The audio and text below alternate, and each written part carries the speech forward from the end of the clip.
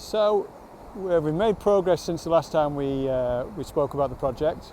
Today it's quite interesting because we're just stemming the water flow. We're putting a porter dam in.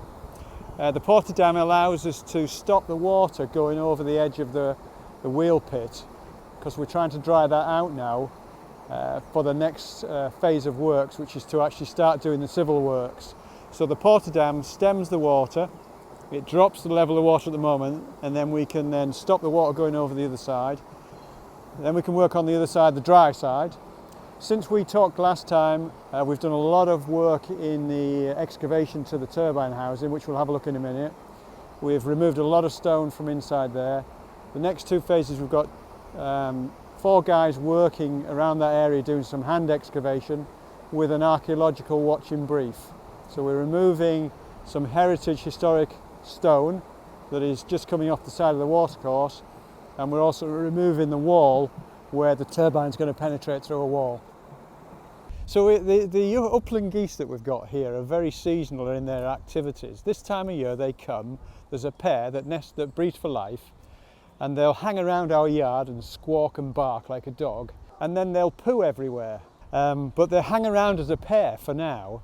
You'll see them on the roof of the buildings, and then they'll mate, and then they'll go up onto the top of Scarthing Rock, lay their eggs, and then the chicks will hatch, and then they'll bring the chicks along till they're ready to fledge, and then they'll be over on the canal. So it's seasonal, and this activity happens every year. So at the moment now we're in that breeding phase, and they're hanging around. This is their territory, they're defending, which is why they'll bark when we go near them. So it's quite hard to see down here. Yeah, so this is what we call the forebay tank, just down to my left. And the forebay tank is where the water passes through. It's diverted from the watercourse, it goes into an intake tank and then into the forebay tank. And in those two tanks, it's actually de-aerating, so it's losing air as it comes and actually bubbles out of the water. Because what we want is when it passes out of the forebay tank through a very large pipe to the turbine, is just pure water and less air. So we obviously get maximum performance out of the turbine with all of the bubbles gone from it. So just down here, we're excavating the ground where the forebay tank is going to be cast in here.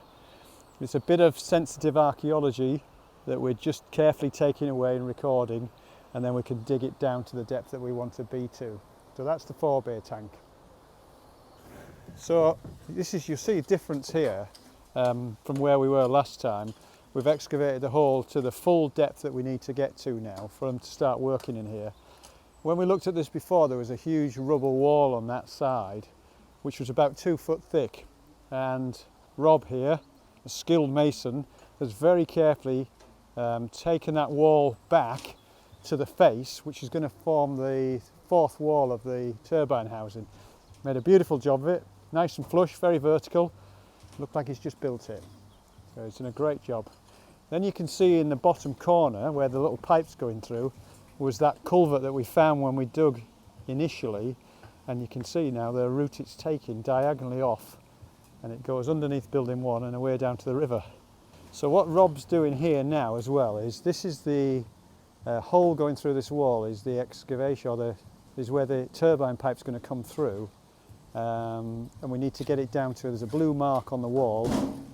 It's the bottom of the pipe, and that's where the turbine pipe's about 600 millimetres diameter, and it will go between this wall, through the concrete turbine wall and into the turbine house where it will connect to the turbine.